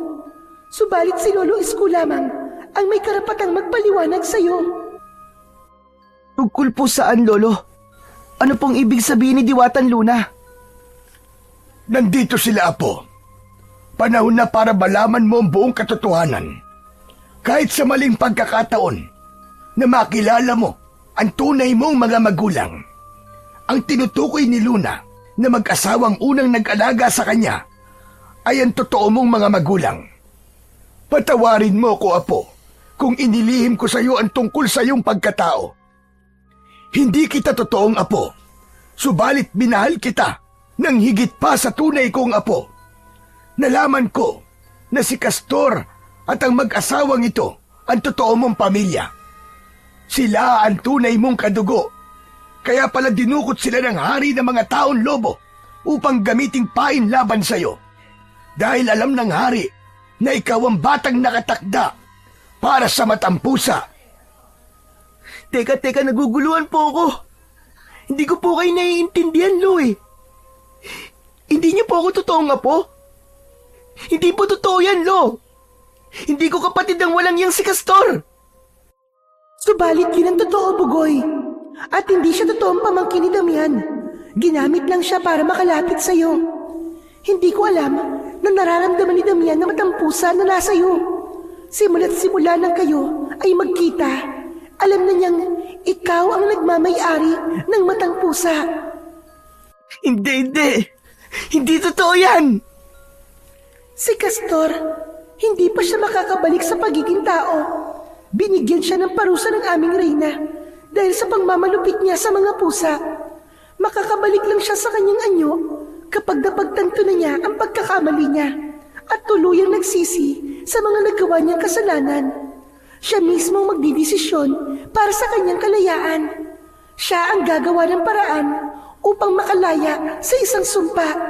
Dahil siya ang dahilan kung bakit muntik na akong mapahamak. Lumapit kay Bugoy ang kulay itim na pusa at alam niyang si Castor yun. Hindi niya alam kung bakit pumatak ang kanyang luha at nawala ang kanyang galit, habang ang kanyang mga magulang ay umiiyak na yumakap sa kanya, habang si Lolo Isko naman ay tumulong sa iba pang mga sugatan. Binuwat niya si Castor at niyakap niya ng buong higpit. Alam niyang takot na takot ito at nagsisisi sa nagawang kasalanan. Hindi sinasadyang napatakan ng luha ang maitim na balahibo ng katawan ng pusa. Kumalat ang liwanag sa buong katawan ng pusa. Bigla ang pagbabagong anyo nito bilang isang tao. Si Luna ang nagulat sa nangyari. Paano nakalaya sa sumpa si Castor? Ito ang kauna-unahang pagkakataon na madaling nawala ang bisa ng sumpa at parusa sa kanya. Dahil sobra po ako nagsisisi sa mga nagawa ko. Alam ko na pong kapatid ko si Bugoy. Dahil sinabi po sa akin ni Haring Bagubo. Matagal na ako nagsisisi sa mga nagawa ko. Lalong-lalo na pa sa inyo. Diwatang Luna. Kung ganon, pinalaya ka ng wagas na luha mula sa iyong kapatid. Ang iyak ng totoong pagmamahal. Dahil pinatawad ka ni Bugoy sa lahat ng nagawa mong kasalanan.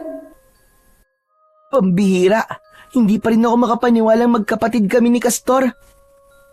Nay, Tay, salamat at wala pong nangyaring masama sa inyo. At nasa harapan ko na ang totoo kong mga magulang. Subalit, si Lolo Isko ay hindi ko po may iwan. Dati na po akong wala sa buhay niyo, Nay, Tay. Hindi ko po may iwan si Lolo Isko. Mahal na mahal ko po siya. Narinig ni Lolo Isko ang mga sinabi ni Bugoy at napahagulgul ito ng iyak nang malaman na handa pa rin na sumama si Bugoy sa matanda. Isang mahigpit na yakap ang isinukli ni Bugoy sa umiiyak niyang lolo. Nalaman ni Bugoy na kaya pala napunta siya sa matanda ay dahil ng panahong inatake ng mga aswang ang mga magulang niya, ay si Lolo Isko ang nagligtas sa naiwang si Bugoy. Ang buong akala naman ng matanda ay namatay na ang mga magulang ni Bugoy. Si Castor naman ay napunta sa pangangalaga ni Mang Damian dahil sinamantala nito ang oras na biyag na nito ang mga magulang ni Castor. Nagkunwari itong kapatid ng ama ni Castor para lamang maudyukan si Castor na gumawa ng kasalanan at magpahirap sa mga pusang makikita sa baryo. Sa bisa ng kapangyarihan nito, ay nakakakuha ito ng enerhiya sa pusang sinasaktan ni Castor. Dahil sa boteng una nitong nilagyan ng dumi ng pusa, ay yun din ang naging dahilan kung bakit natunton ng hari ng mga aswang ang kinaroroonan ng batang pinagkalooban ng mutya ng matang pusa. Ang pananakit sa mga hayop ay katumbas ng pananakit sa mga tao. Dahil iisa lang ang lumika sa ating lahat. Bawat isa ay merong pantay-pantay na karapatang mabuhay. Lahat ay dapat na mahalin at ingatan. Ang mga pusa ay may sariling buhay, damdamin at pangangailangan. Sila ay nilalang na may karapatang mabuhay ng payapa at ligtas. Sa mga lipunang may matang edukasyon at pangunawa, ang pagmamalasakit sa mga hayop ay hindi lamang isang opsyon, kundi isang tungkulin na dapat bigyang halaga. Sana ay kinapulutan ng aral ang kwentong inyong napakinggan. So yon mga idol, sana po ay nagustuhan nyo ang ating kwento sa araw na ito.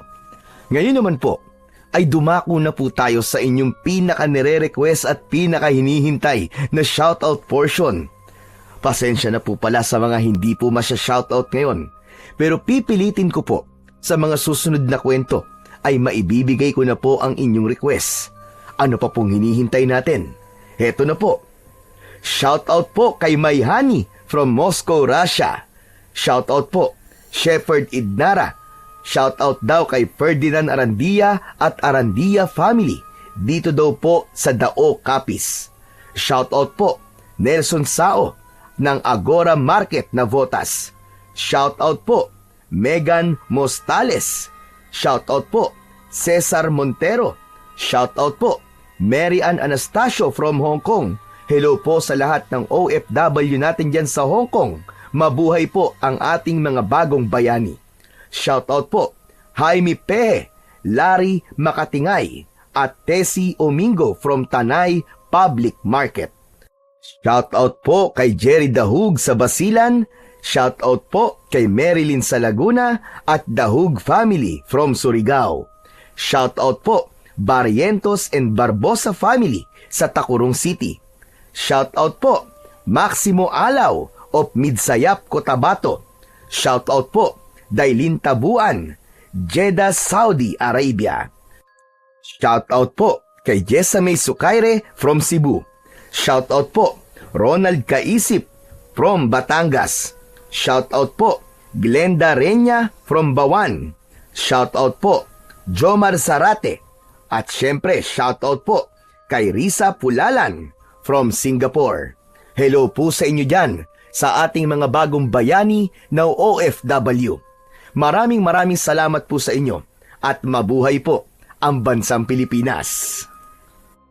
Muli po, maraming salamat po sa inyong walang sawang suporta at pakikinig ng mga kwentong aswang at katatakutan sa aking munting channel na The Voice Addict at Apong Isaac. Hanggang sa susunod pa pong kwento na magpapatindig sa inyong mga balahibo mula sa mundo ng kababalaghan.